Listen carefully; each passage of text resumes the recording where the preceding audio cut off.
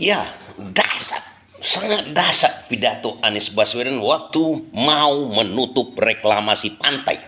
Dasar, kawan-kawan jangan bergidik mendengarnya ya. Jangan coba-coba bergidik. Ini yang dilakukan Anies Baswedan waktu menutup reklamasi pantai.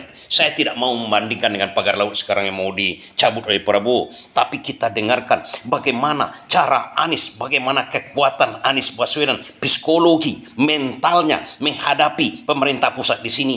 Saya akan membagikan dengan Luhut Binsar Panjaitan.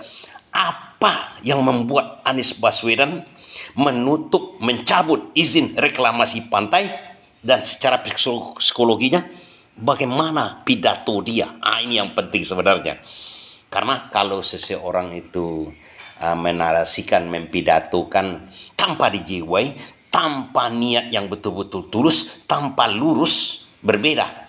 Makanya orang melihat kembali bagaimana sih cara Anies Baswedan menutup reklamasi pantai. Sangat dasar rupanya kawan-kawan. Coba kita tengok pidatonya ini dulu ya.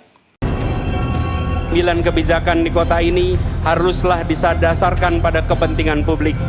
Pengelolaan tanah, pengelolaan air, pengelolaan teluk, dan pengelolaan pulau tidak boleh diletakkan atas dasar kepentingan individu.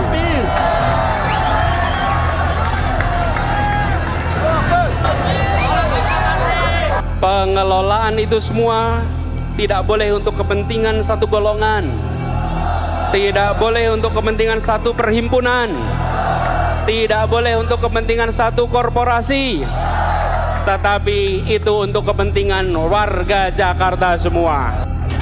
Kita yang mendengarnya sekarang aja berdiri bulu roma kita. Itu karena ada dari hatinya betul itu. Dan dia nampak tidak ada takut sama sekali. Berbeda dengan Prabowo, pidato kawan kita itu. Kita harus berani, kita harus begini, di podium memberantas korupsi, mafia, segala macam. Tapi terkesan sampai sekarang masih omong-omong. Tapi Anies Baswedan berbeda. Dia katakan itu, dia buktikan dari niatnya, dari ucapannya nampak keberanian.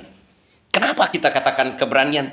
Dia berlawanan dengan ini, Kita hidup dengan aturan, bukan dengan emosi, bukan dengan hanya sekedar wacana.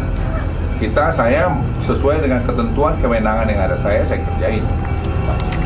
Jadi kalau mau itu bisa dia hentikan, dia batalin, ya silakan aja.